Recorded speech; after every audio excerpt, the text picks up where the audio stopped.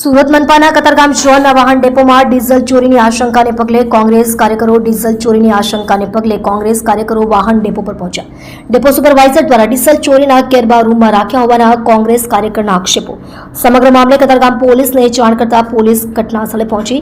કોંગ્રેસ કાર્યકરોએ મેયર અને મનપાના ઉચ્ચ અધિકારીઓને જાણ કરી છતાં કોઈ અધિકારી નહીં પહોંચતા કઈ રંધાઈ રહ્યું હોવાના આક્ષેપો. મહાનગરપાલિકાના મેયરના વોર્ડમાં આ મનપા સંચાલિત વાહન ડેપો આવેલો છે. મેયરને જાણ કરાઈ છતાં મેયર નહીં પહોંચતા અનેક અટકળોનો દોર શરૂ. અગાઉ પણ મનપાના અન્ય ઝોનમાં આવેલા વાહન ડેપોમાં ડીઝલ ચોરીના મામલા સામે આવી ચૂક્યા છે. આ તમામ આ તિકમ પાવડા આ વ્યવસ્થિત જગ્યાએ મૂકવાનું હોય છે. કર્મચારીની જવાબ અમારા ટેક્સના રૂપિયા છે. કોના ટેક્સના રૂપિયા છે? આ સુરતની જનતાના ટેક્સના રૂપિયા છે. આ તૂટેલા પાવડા, બરાબર, આ સફાઈ, આ જો આ બધું આ જગ્યા પર મૂકવાની હોય છે, સ્થળ ઉપર. એની જગ્યાએ ભંગાર હાલતમાં છે. આની કોઈ ગણતરી નથી થતી.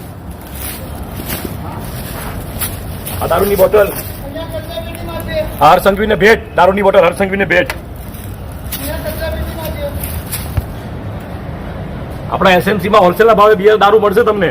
આ તમે જોઈ શકો છો, હોલસેલના ભાવે, હોમ ડિલિવરી. કોઈને પણ દારૂ વારું પીવું હોય, બિયર પીવું હોય તો ગાયત્રી ડેપોમાં કોઈ સીસીટીવી કેમેરા લાગેલા નથી. અહીંયા કોઈ વોચમેનની સિક્યુરિટી નથી. તમે બિંદાસ આ તમે કચરાપેટીમાં જોઈ શકો છો. એક સામાન્ય માણસ દારૂ પીતો હોય અને પકડાઈ જાય તો પોલીસવાળા બિચારાને રાતભર અંદર રાખતા હોય છે. હવે આની તપાસ કોણ કરશે એ સુરત પૂછે છે. આ બિયર દારૂની બોટલ અહીંયા ક્યાંથી આવી? આ કચરાપેટીમાં દારૂની બોટલ, બિયરની બોટલ ક્યાંથી આવી? આ સુરત પૂછે છે. હરીશભાઈ ગુજ્જર પૂછે છે કે આ દારૂની બોટલો ક્યાંથી આવી?